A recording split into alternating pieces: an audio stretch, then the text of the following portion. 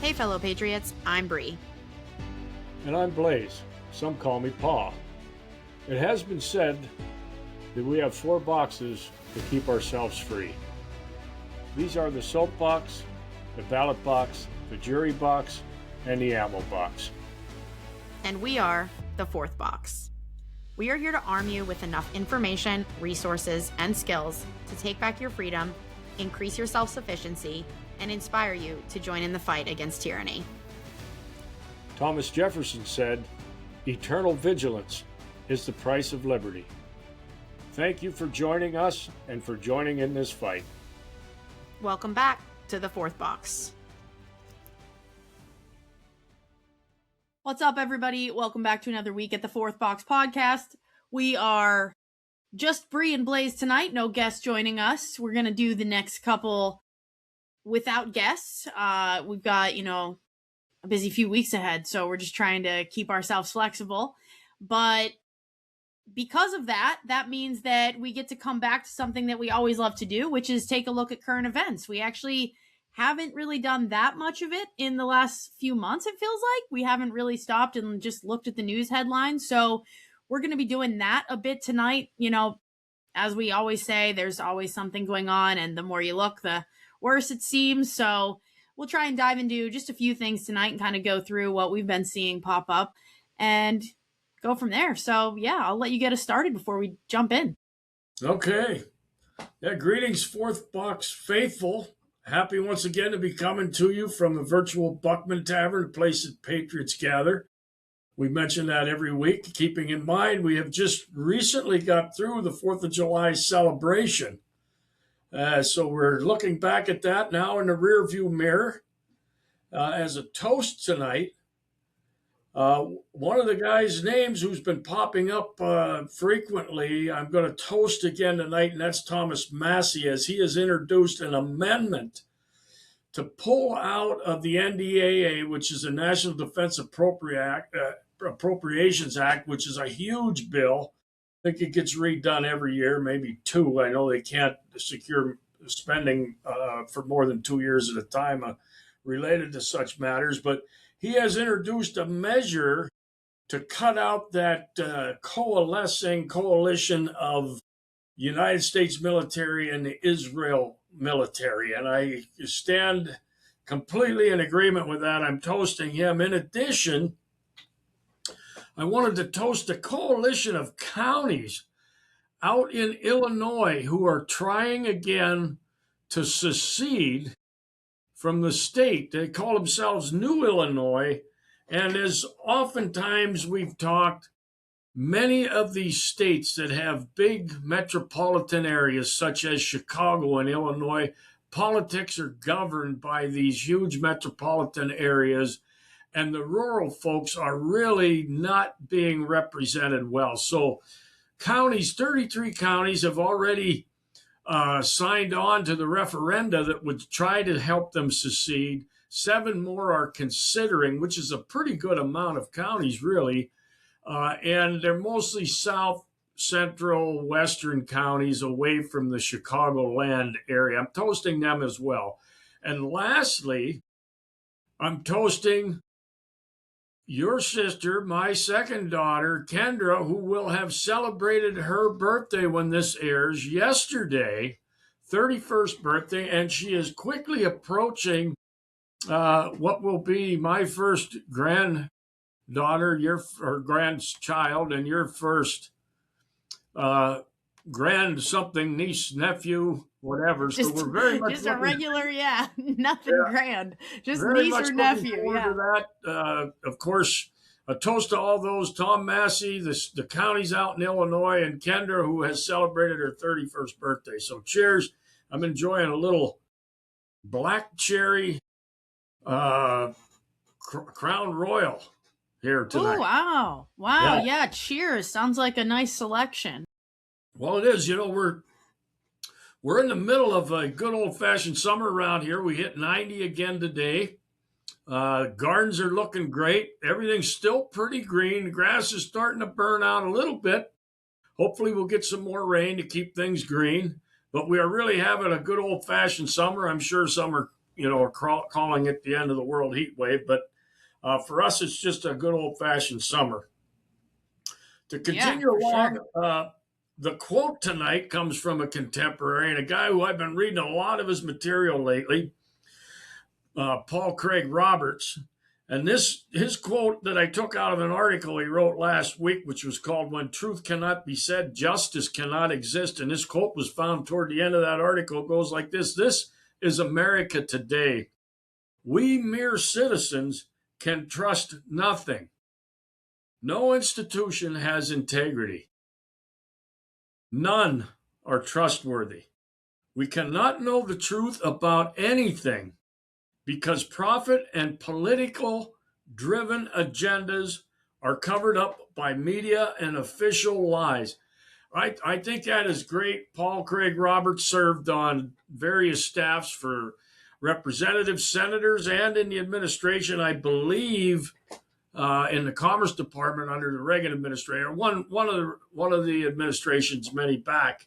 But he is a voice who has inside knowledge and has written some great pieces as of late. I've read him for a very long time, but he's had some really great pieces. And I think this is one of the things that we struggle with often, is trying to convince people none of these, certainly any of them that proudly wear one patch of a party or another, can be trusted. None. So I thought he put that in a good perspective. If anybody wants to go back and look up that article, "When Truth Cannot Be Said, Justice Cannot Exist." Yeah, fantastic quote. Good. And lastly, in the theme of the moments in history, because I think that was such a great thing, we talked about so many cool subjects leading up to the 4th of July. A moment in history now post 4th of July, the first public reading on July the 8th of the Declaration of Independence happened in Philadelphia. It occurred outside the Pennsylvania State House in Philadelphia. The crowd reacted with applause, church bells rang in celebration, and parades were held. The following day, the Declaration was read to the Continental Army, which was gathered in New York. Remember, we talked a while ago about the beginning of the fort up on the far north end of Manhattan. So a large contingent of the Continental Army was mustered in New York for the defense of the harbor and so forth. And the Declaration of Independence was read to the Continental Army at that time.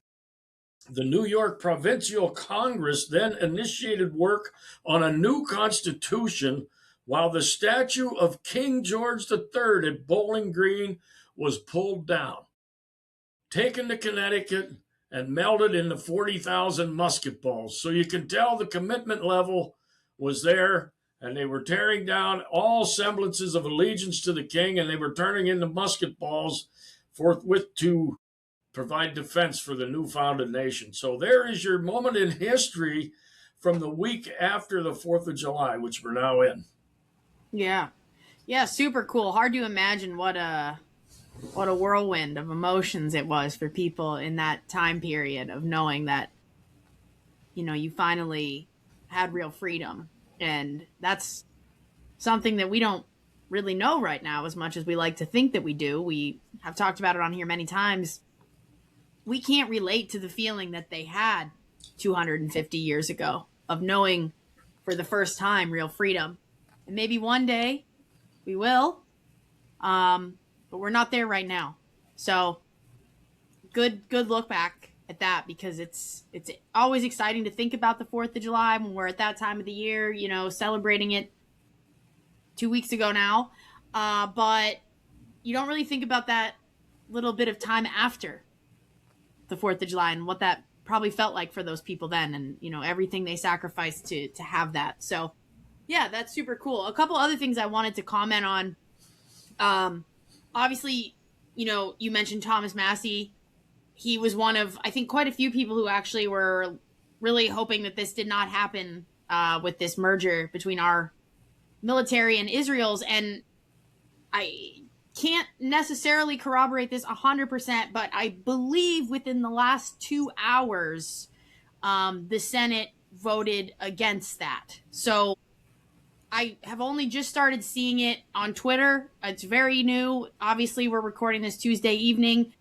Presumably, that happened, and for at least for now, we're protected from that merger, because that's really, I mean, treasonous is the best word I can use for this. I mean, it's hard to even fathom how, as this free country, this free nation, sovereign completely from all other forces, we could even consider something like this. We could do a whole episode on that, obviously. But the last thing I wanted to comment on, too, was that quote about truth and the lack of it and the justice component of that. And I've kind of been thinking about things along those lines as we just are coming off the tail end of the preliminary hearing for Tyler Robinson, the alleged shooter of Charlie Kirk. And, we could probably look at that and dissect it completely. If we had wanted to, we could have done a whole episode on that, which obviously there's voices that are very much saying 100% he did it. There's no question. And of course, there's voices that are saying every bit of evidence is just egregiously inaccurate and truly a stretch, which I'm more on that side of things. And I would consider this to have been a kind of a sham trial. Well, I mean, I guess you can't really call it a trial yet, right? It's in that phase now of the judge deciding if it's going to go to a full trial. But regardless, it is something that quote, I think, is really relevant as we're coming off of that whole situation and the preliminary hearing wrapping up, because I think there's a lot of things with truth and the lack of truth and the smearing and tainting of truth there that I hope people are looking at. I mean, I hope people are still paying attention to the name Charlie Kirk and to the name Tyler Robinson and to what we've been kind of seeing through the last several weeks. And now, potentially it goes to trial. We don't know yet. I would assume that it will. But yeah, those are just kind of my initial thoughts off some of the things that you said. Yeah, I had a train of thought there along the line of the Charlie Kirk comments and the trial or the sham trial. And this goes back, I do want to circle back to your earlier comments prior, but we're going to comment on this one first related to that trial. And to me, what happens with a situation like this, like the Charlie Kirk explanation of the assassination, like the continued crap we get pushed down our throats about the war in Ukraine and how we are told, that Ukraine is winning and all of these things. The crap we get pushed down our throats about the conflict in Iran, which they're doing desperate gymnastics to not call it a war because that changes the whole thing. So to me, the American public's appetite for bullshit has not been diminished. I think the people in power with their hands on the levers of control, again, I will go back to COVID. They learned so much about how they can steer the American public with how they steered the majority of the American public through the COVID scamdemic and subsequent vaccination ritual that I think they know that they can put out any line of bullshit and largely the American public will buy it. Therefore, there's no political pressure. And they use the media to help dispense the rumors that then become what the narrative is on these stories. And that's, to me, immediately where my mind goes. This is symptomatic of what we learned during COVID. And that is the majority of people are simply going to bow their head down and accept what they're told and keep plodding along while we are plundered by those who are sent to govern us. Now, to go back, what was I going to say about the Tom Massey thing and the Senate voting it down? I do want to, as much as I disagreed with them, we lost a U.S. Senator, Lindsey Graham.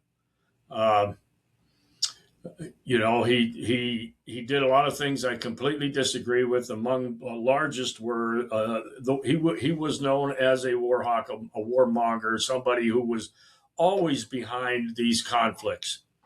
So it's interesting that the Senate, with one of Israeli biggest supporters, that being Lindsey Graham, outwardly known as a huge supporter of Israel, having passed away, then this thing being shot down in the Senate. So there's some interest level there on how that dynamic played out. But I did want to honor him. He was in Congress and the Senate for a long time, supposedly serving our country. We could argue that all day, but the man did pass away, apparently, or at least we're told by one means or another. A salute to a guy who I'm sure initially set about trying to serve his constituents in the country. So I did make note that if the Senate did shoot it down, one of the Israelis' largest mouthpieces was not present. So for whatever that's worth, I'm glad that it was shot down. The fact that this was attached to the NDAA in a huge omnibus bill, it should have been a standalone thing that was fully debated. Everybody in this country should have had an opportunity to weigh in. But we know, as we've talked about many, many times, they are not answering to we the people. They are answering to these huge lobbyist agenda driven at the behest of, I would go back and suggest again, the globalist cabal. Furthermore, talking about the celebration of 4th of July, and we just went through our moments in history and some things that happened afterwards. One of the alarming things that I saw immediately after the 4th of July was a poll that was conducted by the Cato Institute. Libertarian leaning, conservative, anyway, think tank folks. They had a poll, and their poll determined that 53% of Americans don't know why we celebrate the 4th of July. This should be alarming. And I saw other polls that suggested it was even higher. This should be terribly alarming. First of all, it says an awful lot about where our education system is steering us. It says an awful lot about where our families' true commitments lie. If families weren't able to educate their kids, the education system. So we have been so dumbed down and removed from our history that it becomes very easy to change. And that's what we see going on in this country. So that was an alarming thing to me. And I think the Cato Institute is largely viewed as, not nonpartisan group who tries to discern good information. And that poll came out of the Cato Institute that suggests 53. That should be terribly, terribly alarming. Any comments on that? Yeah, I mean, that's a tough pill to swallow. I tend to agree. I think that Cato is fairly centered, and I am shocked to hear that could be true. Even honestly, if you would have said like 25%, I would have probably been shocked by that number too. So yeah, I can't actually even really figure out how that one's possible. But I did want to go back to the Lindsey Graham thing just quickly, because I don't know if you saw, but it sounds like his sister is his successor. How is that? What are we doing? What's going on there? Yeah, I saw something about that, and I don't. First of all, I don't know where that was generated from. But I am now seeing that Trey Gowdy has been promoted by Tim Scott, the other senator from South Carolina. And of course, Tim Scott and Trey Gowdy came into Congress together. They've been great friends. They've written a book together.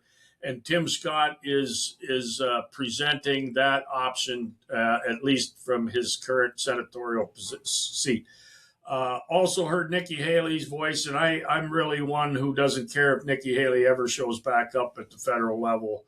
I think her quality as a politician diminished greatly when she served during the first Trump administration.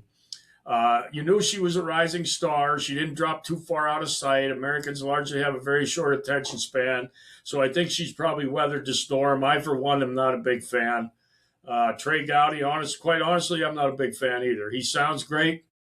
He is very articulate, makes a lot of great points, but he pushed almost nothing across the finish line. That's where I get into the theater part. He sounds great. He's making these great points and arguments on the floor of the House when he was a representative, but he accomplished almost nothing, in my estimation. So is it business as usual? It seems like that to me, if those are the candidates. But to go back to your original point, I did see that, but I have not heard anything since that time, and I've seen names that seem a lot more logical, such as Trey Gowdy or Nikki Haley being considered for that post. It's only going to be short-lived, by the way, because Lindsay's one of the 33 seats that would have been up for re-election this year. So it will only be to finish out Lindsey Graham's term. And then there'll be a primary for that seat. And quite honestly, if the governor appoints one of those two candidates or somebody else, that would almost be the number one consideration going into a primary. If the senator or if the governor appoints somebody who takes that seat, they kind of have the inside track.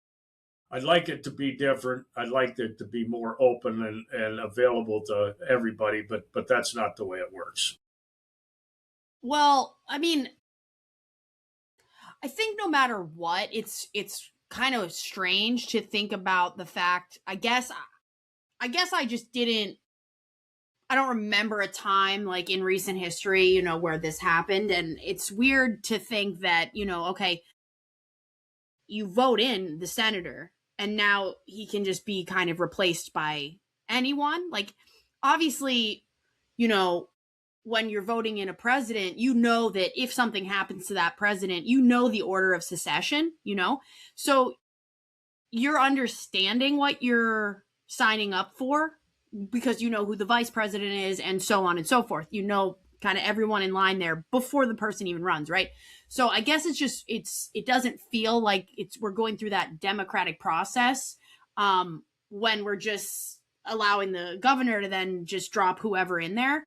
But let me help you with that point if I could. Remember last week we talked about the 17th Amendment.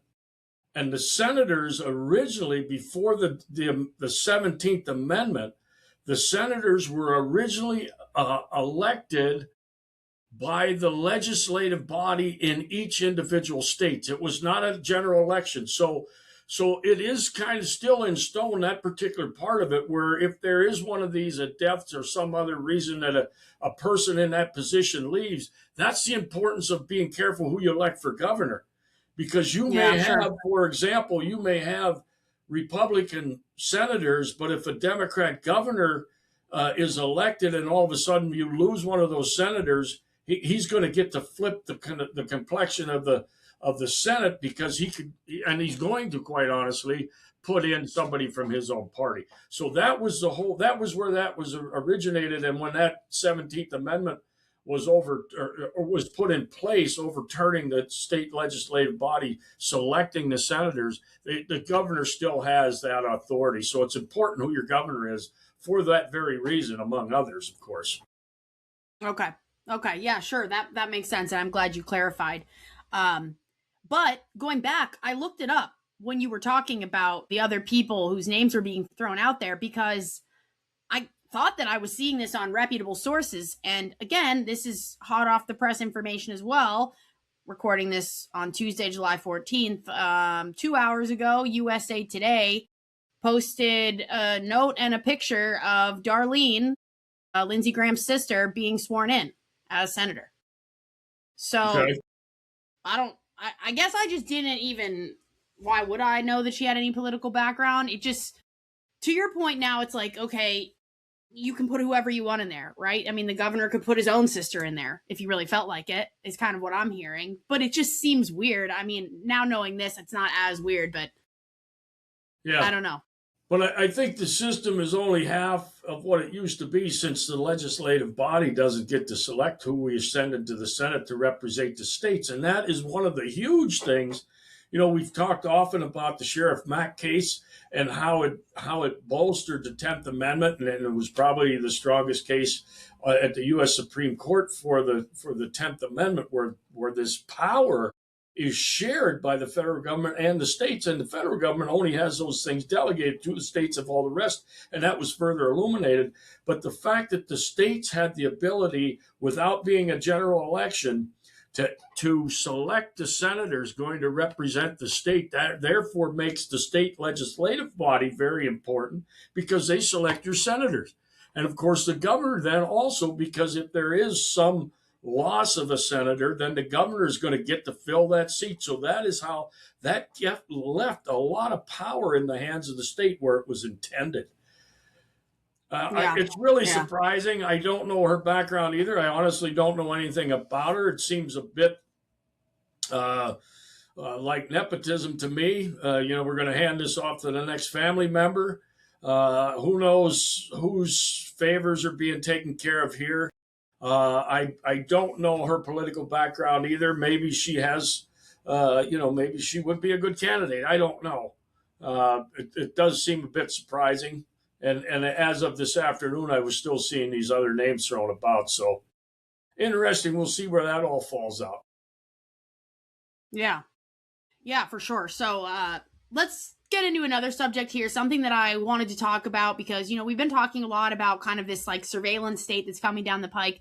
Obviously, last week we had, Dr. Jacob Nordengard on, and he gave us a lot of insight as to the connections behind the scenes that are ushering this surveillance state into being globally.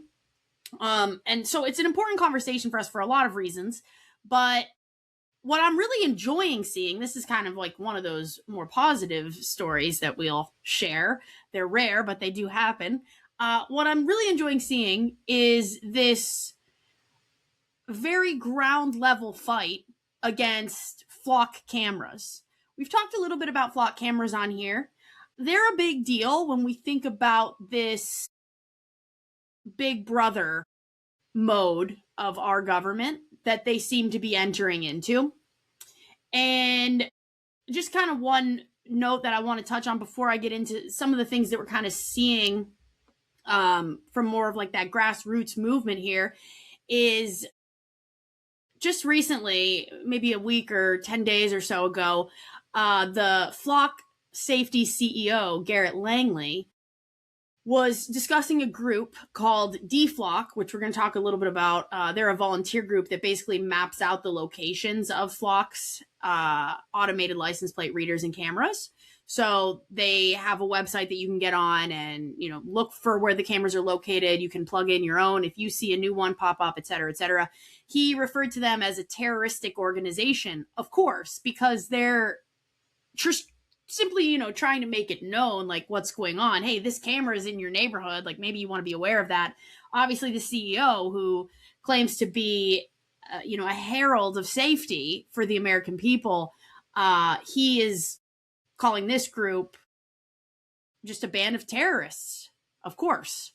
But going back to the group itself, and we're not saying that it's this group that's doing these things. This is just a group that's doing the mapping. But around the country, you're seeing people placing stickers over the lenses of these cameras, spray painting the lenses, painting them with rhino liner, a little bit tougher to remove, cutting them down, just the whole post, cutting them down. Some people are accidentally backing into them with their cars. Some people are using pellet guns from distances so that there's really no way to track them down. So there's a lot of hands-on action that is taking place. And this is one of those things where we talk about revolution and we talk about what we can do. And this is not something we're suggesting that you do, but it's something that you could do. Obviously there are risks involved as far as being charged with the felony and et cetera, et cetera. So we're not necessarily saying to go out and do that, but these are things that people have done and they have been effective. And if we're going to make any changes to systems like this, systems of power, systems of control, and systems of surveillance, it's going to take some kinetic effort, like these things, like accidentally backing over something with your car. So I really like that there's a really big movement happening with this. And I think it's resulting in real change. And I think the more of it that there is, the more positive change we'll see. This is the kind of pushback that is required, as much as it's great to post on your Twitter about it and to show up at a protest with a half dozen people or whatever in town. I'm not saying those things are not going to help, but there are better things that people can do. And, perhaps this is one of them. Yeah, I also thought that this was an example of people finally standing up and saying, we've had enough. And that's going to be what is needed if we're going to change anything. First, we have to stand up and we hopefully win the hearts and minds of people, because the other side, as we just talked about, is going to be demonizing them. The media is going to be used to demonize anybody who is pushing back against the oppressive surveillance state that's being brought down on us. They will try to minimize the effect. So we have to coalesce around the idea of standing up against oppressive government. They are spying on us. They're listening to our cell phones. They're looking at our emails, and now they're filming us going through intersections and going down a highway, and they know where we're driving, when we're driving, and all the rest of it. This should be extremely displeasing to folks. And folks that are standing up, I commend it. Once again, I'm not encouraging people to do it, but these are the small steps that we're going to have to take. Sitting at home and hoping that somebody does something, or that we elect the next white knight, which we know that there is no fix in that idea. We the people, have to stand up and do something. And maybe this is a rallying cry. Maybe this is the kind of thing that people say, I can get behind that. I am tired of having every aspect of my life watched over and lorded over by a nanny state of people who were only sent down there to serve us and to conduct our wishes. But instead, as you can imagine, a paranoid government, people who are very nervous about what they are going to want to be spying on us. They are going to want to know how much money you got in your checking account. They want to know everything about us, because that is the only way they feel in control. We at some point have to break those bonds of control, and perhaps this is one of those things that can springboard that action. It's like Jared and Mike out there. Nope, we're not going to take it. We're standing up and saying no, and we're going to rally the community, we're going to rally the county, we're going to rally the state, and we're going to say no. This is the kind of thing, that, as you said, it's kinetic. We have to get up off the couch and do something.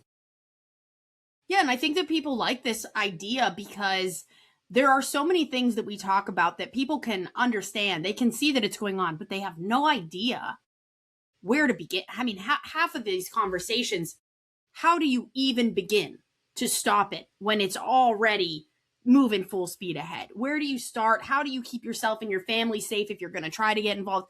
This is something that's low risk for people.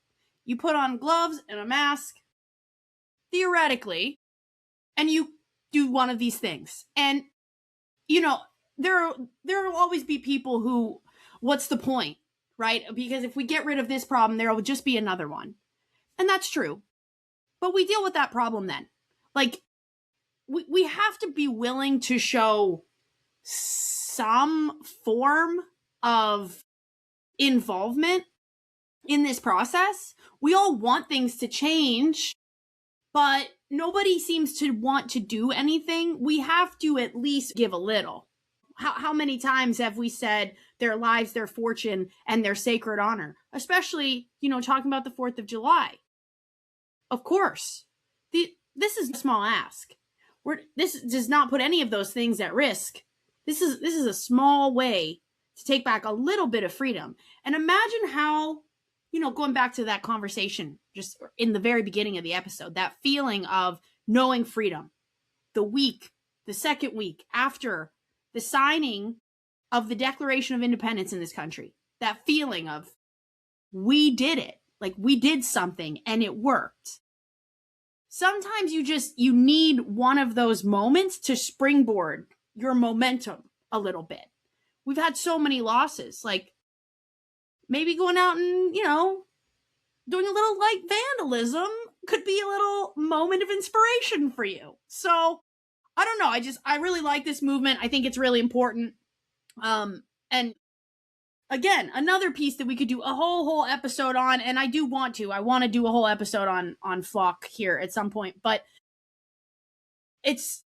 these are very damaging to us as people, even if they're not yet in your community. It, like you said, Jared and Mike, these things will come. They may not be there yet, but they will come. And these are the types of things where people all over the country are just all of a sudden receiving a letter in the mail that they owe, $150 for running a stoplight in a town that they've never even been in.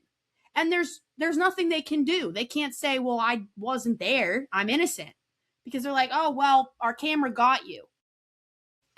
There's no jury of our peers here. This is completely this is truly like AI surveillance, and any fight back against it is important. What I wanted to add into this as well is that there are things that are happening that I think are good signs. And maybe not necessarily from this, grassroots movement against the Flock cameras, but the LAPD has canceled their contract with Flock. This is a pretty big deal. Like this is a big city, pretty liberal city. So this is a big deal. It's not perfect. There's still going to be Flock cameras up and so on, but they're not moving forward with them. One of a little bit different from Flock, but it's in this same big tech, big government, big surveillance space. One of the largest planned data centers in the country would have been, which was set to be developed in Prince William County in Virginia, has been shot down and all developers have completely pulled out. And actually, this is a very new one as well, and I'm pretty shocked by this one. I don't know if you saw this yet, but New York Senator Kathy Hochul has put a moratorium on data centers for the entire state, so there will be no new construction for data centers in the state of New York as of right now. Yeah, she's the governor. You said senator, but governor, yeah. Governor Hochul. Yep, sorry. I did not see that.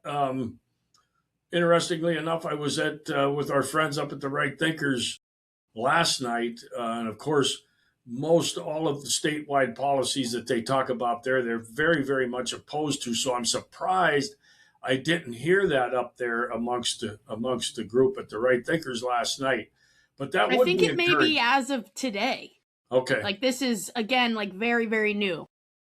Well, it's odd you say that because while you were describing some of the actions that were being taken against these cameras around the country where people were trying to take it in their own hands, reclaiming of some of their freedom and liberty, I immediately thought about the discussion we had last week or the week before about these data centers forcing their way in to communities and counties, even when the governing bodies at those jurisdictions said no.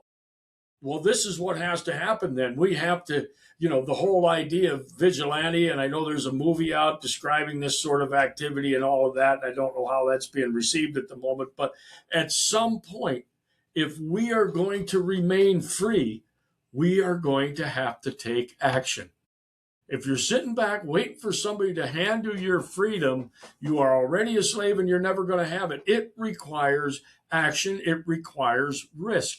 Just like, as you mentioned earlier on, our forefathers did. They risked their lives, their fortune, and their sacred honor in the quest for liberty.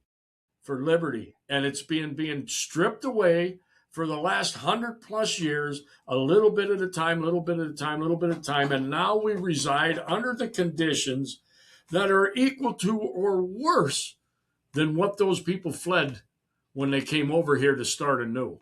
And that is what we have to.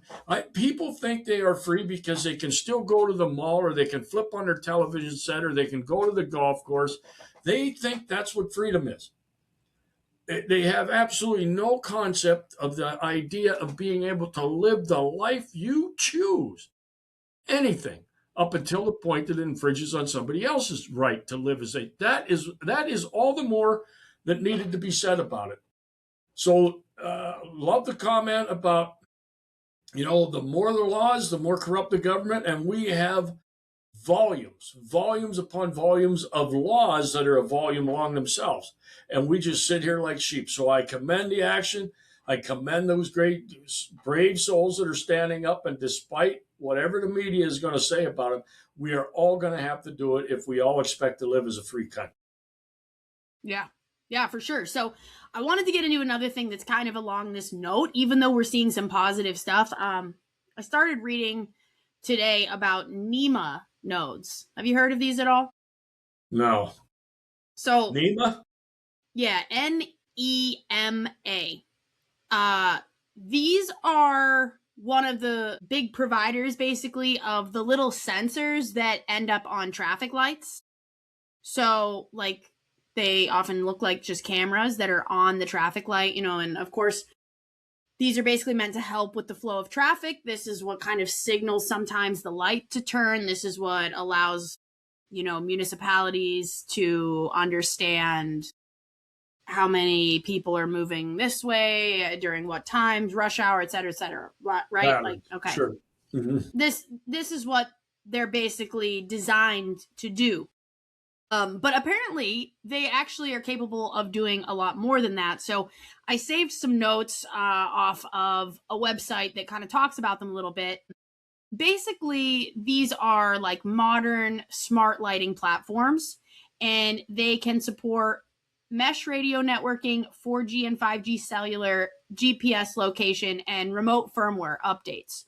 So that means that the capabilities of them can be changed after installation. It's like updating any other device, your phone, your, Xbox. Like, it can be updated at any time with new features, new software. And there is a lot of different things that they already do in certain places. Of course, like I said, there's like the traffic and mobility category. So vehicle counting, pedestrian counting, bicycle counting, speed estimation, parking occupancy detection, and adaptive lighting based on activity. But if we think of that more simply, it's monitoring human movement. So even like you mentioned a few minutes ago with the DeFlock cameras, this is allowing somebody else to see what is going on, what people are doing when. And even that in itself is concerning. Obviously, we can see how this can be posed as necessary for, the town or the city to have this information so that they can structure things appropriately. But when we think of it at a very simple base level and understanding like that there is harm in our governing bodies, knowing what we all, the people, are doing 24/7, like that's where our head should go with this. So some other things that they can support, it include CCTV cameras, automatic license plate recognition, microphones for any acoustic event detection, just to name a few. Critics of DeFlock have shown that voice data was being captured beyond what municipalities were told. So a lot of these towns that were using DeFlock cameras or are using DeFlock cameras didn't even understand their full capability. It wasn't until researchers went in and started looking that they were finding how much information it was actually pulling, like clear audio. Well, if the town that installed these wasn't using that and didn't know that feature existed, where was it going? And we're talking about DeFlock again. But while nothing that is exactly similar to that, like clear audio detection, has been confirmed so far for these NEMA streetlight nodes, it sounds like the hardware exists for that to be installed should anyone choose. So it's capable of doing that. A couple other things that are kind of weird. Environmental sensing. So air quality, carbon dioxide, temperature, humidity, rain, wind, and flood monitoring. Again, these are things that easily can be written off as just safety measures, Of course, this is useful data. We can see how a town or city could use this. But also, it is or could be useful data for anyone floating the idea of taxing or restricting behavior based on carbon readings. So these things right now are in play, and they don't necessarily appear to be anything nefarious, but they have all the capabilities to become nefarious. So when we talk about smart cities, specifically 15-minute cities, this is a perfect tool. And theoretically, these are already in place in those cities. And basically, they just have to turn the switches on for everything else. So I wanted to kind of bring this to the forefront as we're talking about flock cameras, because if people are going to start taking action against things like this, we need to be considering other threats that are at hand. And I don't know, I mean, I wasn't really familiar with this, and I think it's important that this name starts being talked about in this space of surveillance. Yeah, so many good points come to mind as you were bringing that up. First of all, one of the themes that I've always lived by is knowledge is power. And the more somebody knows about you, the more control they can exercise over you. If these things are being put in place to gather information about your living style, your lifestyle, the community's lifestyle, movement of people here and there, and all those things, that ultimately can be used to control you. That's why I always got a kick out of like the social platforms, the Facebooks, and and people are putting up all kind of personal information about themselves. And believe me, there are people out there that will use that information to take advantage of you. Well, we know the government takes advantage of the working class. We've talked about it many, many times. The laboring class is carrying the load of the freeloaders on the bottom and on the top, those that work for government and take the benefits and live off of what the laboring class provides. Well, now this is another level of control over the laboring class. And we in our communities are standing by, allowing this to happen. In fact, many cases we're cheering for it. Oh, it's going to be for our own safety. This is how this crap is sold to us. And because of our mind control that has been placed upon us by the powers that be, we accept it and we cheer for the very chains that are being put around our ankles. I just wanted to comment also, one of the things that reminded me when you were describing the upgrade capabilities, these things that were put out there. Back in the 90s, which is 30 years ago now, when I was involved with building manufacturing facilities and all those things, we were putting infrastructure in place for technologies that weren't quite available yet.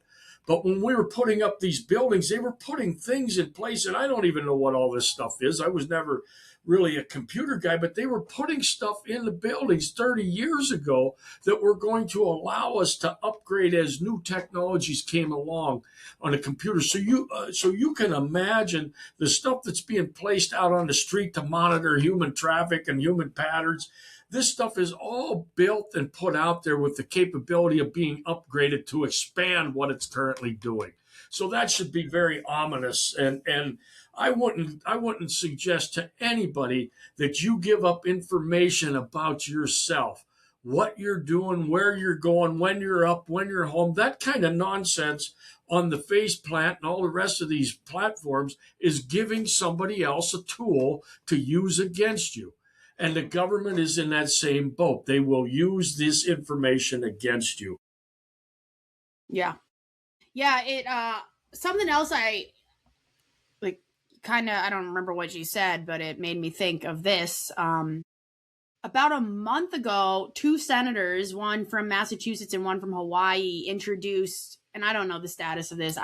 Who knows if it'll ever go anywhere, but the No Robot Bosses Act, which basically is meant to put safeguards on the use of automated decision systems. So basically, there are situations where employers are using AI to evaluate workers, to set targets, and sometimes even terminating the employees for them, which, like, again, this is very similar to people receiving fines in the mail from flock cameras. Like, people are getting fired from their jobs because some AI tool is apparently tracking their performance and then deciding they're not good enough. And we're still like pretty base level in AI time right now.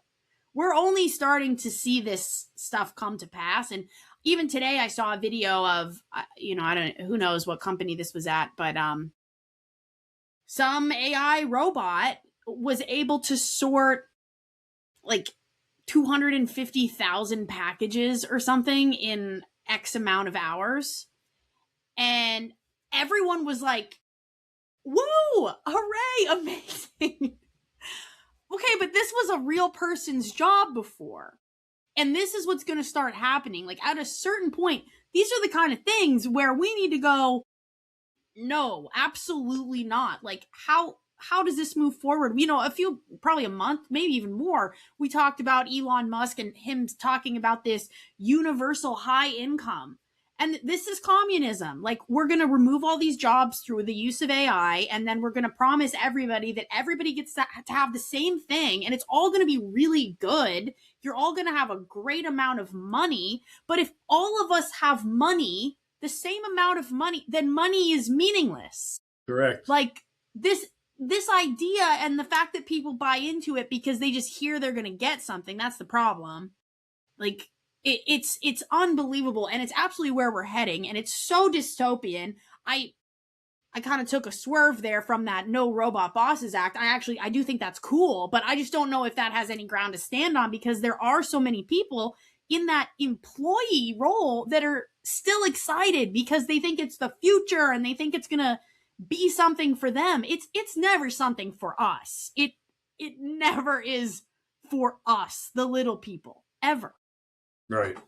But that goes back to the COVID thing, and again, I think people are so easily manipulated into believing the exact opposite of the way they should be considering things. But I wanted to go back to an earlier point you made, and that being about getting a fine because the camera caught you.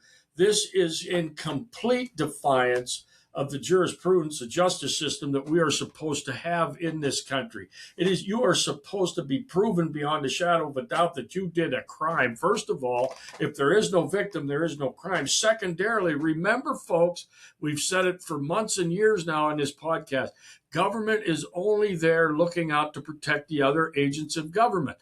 The courts, if there was one judge that had a set of cojones when the camera case came to his courtroom, would have said, did anybody make a stop after this violation? Did anybody confirm the ID of the person that was operating the vehicle at that time? Otherwise, pack up your stuff and go home. The camera evidence without somebody clearly, first of all, there is no victim, there is no crime. Let's just set that one aside for a moment and allow these bullshit traffic citations where there is no victim to continue to be set up. But now to have cameras enforced, it's a money grab, folks. Wake up. It's just a large money grab. And if any of these snits that are sitting in the magistrate and local judges' seats, if they had one iota of stones in their body, they would stand up for constitutional principles and say, we have no evidence or knowledge of who was operating that car. None. A camera took a picture of a license plate that appears to have made a violation. That is not admissible in this courtroom. Take it someplace else. It don't work here. And that there should be a groundswell of movement if these people had any stones. Just like you said last week, where's the sheriff in these jurisdictions where these AI centers are coming in and forcibly setting up shop and building these places? Where's the sheriff? Remember, folks, government does not look out for you. Forget it. It's over. It's done. They are not working for you. If they were, the sheriff would have stood up. If they were, the judge would have threw that crap out of the courtroom. They are not. They are only there to continue the flow of money from we, the laboring class, to them, and to appease those at the bottom that only receive and put nothing in. That is what their job is. They are there to continue to steal and plunder from us. We need to wake up and start pushing back. Yeah. Yeah, so I mean, we've already kind of filled an hour here. The only other thing that I wanted to check in with you on to see if you had anything that we should talk about with it is, and you mentioned it very briefly, the status of this war in Iran. We keep being sold this idea that there is some peace treaty in place and it's all about to be good, but that's clearly not true. And it's, you really can't even keep up with it. I feel like every 15 minutes, there's a different news story about the status of things. We know that Israel's still bombing people. We know that the Strait of Hormuz is currently closed today as of July 14th. Changes all the time, but things are not going well with this, little conflict that was never supposed to turn into all of this. And now it seems like the only reason we're there, and we mentioned this months ago too, is because of the Strait of Hormuz, which never would have been closed had we not been involved with this in the first place. So I don't know. I can't keep up with where this is at, if I'm being honest. And I don't really necessarily want to, because I still think, like so many things, it is a distraction from everything else going on. But I also recognize that it is having catastrophic effects on real people. And, that's certainly another potential reason for its existence too. And the reason it won't end, because this could turn into a complete economic freefall globally at some point. We don't know yet where it's headed. It is a real risk, I think. And that could be what finally tips the scale and turns this all into, this whole one world government thing that we've heard so much about through many, many decades. So any thoughts on what's going on there, or any updates that you think are worth sharing with people? Yeah, a couple of things. So one of the things I wanted to mention in my closing comments, I'm cheersing our friends up at the Right Thinkers. They had celebrated their 6th anniversary of monthly meetings, and I've been part of many of them now. But I also wanted to mention, the founder who's been on our show, Nate and Connie. We've done at least one show with them. I made an extension to Nate's son to come on the show with very, very well-spoken young man. And one of the things he brought up last night during the conversation was that on, people 30 years and younger, and maybe that even bleeds over into people more closely to your age, he said 70% are now opposed to Trump, and it's largely a result of the war. So there's speculation now. So first of all, I want to throw a salute out to the Right Thinkers and everything they've done for the last 6 years up there. At least they're keeping some folks in the community involved, engaged in talking about these things. Secondarily, I wanted to mention that as far as the war in Iran and the turning of and the falling apart somewhat of the MAGA movement, largely, particularly in the younger group, there is very much distaste for this war, and rightfully so. I encourage that wholeheartedly. Trump promised that we weren't going to be getting into these things, and I think largely based on a lot of voices that I've heard, we're in there at the behest of the Israeli lobby. We should never be being controlled by making decisions related to what this country gets involved with because of another country. Never, ever, ever. I don't care what their money says. So one of the speculations that I have been hearing is there's a lot of manipulating oil markets and things to try to keep the price of gas stable through the midterm. I think that might be a stretch, but they're worried about Trump losing in the midterms. And if that happens, there is suggestions that he will be impeached, convicted, and probably imprisoned. Now, that would mark a significant swing. First of all, the majority of Republicans that are in the House and in the Senate have no loyalty to anybody. They're going to run wherever the power structure is. They were all clamoring along with Trump when it appeared like he had the power hand. If it appears like he's losing the power hand, they will be jumping ship like a pack of rats they are. So I think that is a real concern. Now, I don't think there's a whole lot of cohesion over on the Democrat side either. You have this hard left movement towards socialist and communist practices. So I don't think there's a whole lot of really concentrated effort. But if something happens where Trump is impeached and incarcerated, it's going to be chaos in this country, which to me signifies a great opportunity for that one world government to make a move at controlling the power structure in Washington, D.C. That's where I go. It's not a Republican Democrat thing. They're both going to go where they think they're going to get their backside greased, because neither side has proven to be loyal to the American public. But to me, it creates a vacuum that then creates an opportunity for a bigger grab by that globalist cabal. That's my concern. And first of all, I have a concern about Trump staying in, but I also have a bigger concern about him going out under those auspices. So we'll have to see. But the war in Iran, to me, is continuing to degrade. I think the United States has less and less chance of accomplishing what it set out as the goal was. I think Iran is in a stronger and stronger position. I think there's suggestions that they have leveled many of the military bases around the Middle East. And every time we make a strike, they further level that stuff. So until we quit letting the dog be wagged by the tail, that being Israel, we have got to break this connection, stand up and say, we're pulling out, we're coming home, we're done with this.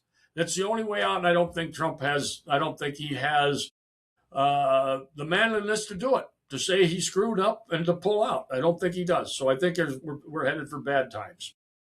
Yeah, I don't think he can. I mean, I still am fully believed that this is like, whatever the current phase is of Project Mockingbird and MK Ultra, wherever they're at now with all of that tech, I still really believe that people in power are just under the guise of complete and total mind control, and everything that we see is just part of a total script. I mean, that's my honest opinion on everything that's going on, and these points that you're making, very much align with things that we've said many times. For this one world government to come into power, our government in this country has to fall. We're too much of a threat to that type of thing ever existing. We have to fall as a nation here for that to ever come, which we know is kind of end game for these power players. It always has been. This is not a secret. There's much discussion of this going back many, many, many years. If not, thousands, when you look at some of these large groups and institutions that have been power players for most of humanity. So I don't think any of the things that we're talking about in this regard are impossible by any means. I think they're actually probably most likely. And, we try to always share solutions on here somewhat. And I think, as we talked about with the flock cameras, any small thing we can do is something, because as long as it will never be all of us. We know that. As long as there are enough of us, even just a few of us, who maintain a desire for sovereignty and who are willing to do anything to make sure that sovereignty doesn't escape us, there's always a chance. There's always a way through it. And, that's always going to be the end game for these people, but it just is going to keep getting kicked down the line further if we just always have a little bit of fight left in us. It's never going to be a lot of us. It's never going to be anything major that we can do, at least not that I can see yet, but any little thing is something. So I think it's important to remain engaged and to share these small ideas with people that because it is the only way to stay on top of all of this. And it is a real threat, and it's scary, and it should be. And, at the end of the day, like we've talked about too, there's biblical prophecy for this stuff too. Eventually this stuff's coming down the pike, and, maybe it's in 2 years, maybe it's in 200 years. We don't know, but that's a real threat also. And, at the end of the day, we put our faith in God and each other.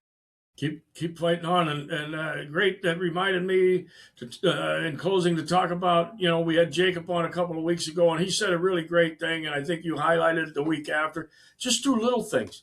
Do little things to take yourself away from the system. Make your own soap. Grow your own vegetables. Teach your own children.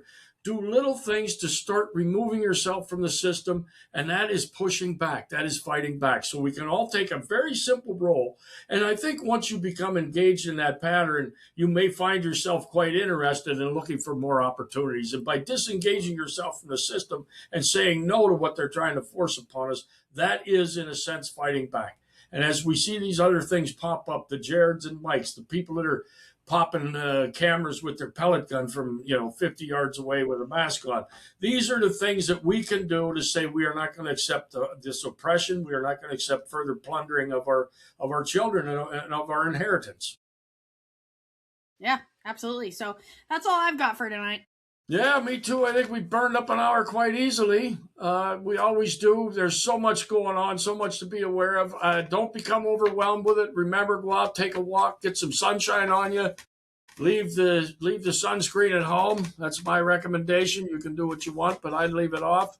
The sun's the best thing for you. Get outside. I might have something to add to that note quickly as you're sharing that. I don't know if you saw that recent study that came out about sunscreen. I did not. I don't remember the exact percentage. It may have been something like close to 70% of people who use sunscreen have, again, I'm going from memory here, something like a 70% increased risk of developing skin cancer. No doubt. Yeah. It very much, to your point, is doing the opposite of what we're being sold that it is. So remember, anyway, folks, proceed. They're trying to get rid of you. But go get outside, take a walk, clear your head. Do not allow all of the bad news that's going around us. Enjoy your family, enjoy your friends, spend some time outside. We all need to think about these things. We all need to take little steps to push back, but don't let it overwhelm you. We will win in the end. Amen. That's for sure. Okay, I got a Bible verse tonight. See to it that no one takes you captive through hollow and deceptive philosophy, which depends on human tradition and the elemental spiritual forces of this world rather than on Christ. So look up to your Savior, stay engaged, teach your children, hug your family, and we will prevail. That was Colossians 2:8. That was a really great one. Perfect. Great way to close us out tonight. Alrighty, everybody. We'll see you next week. Stay vigilant. Good night.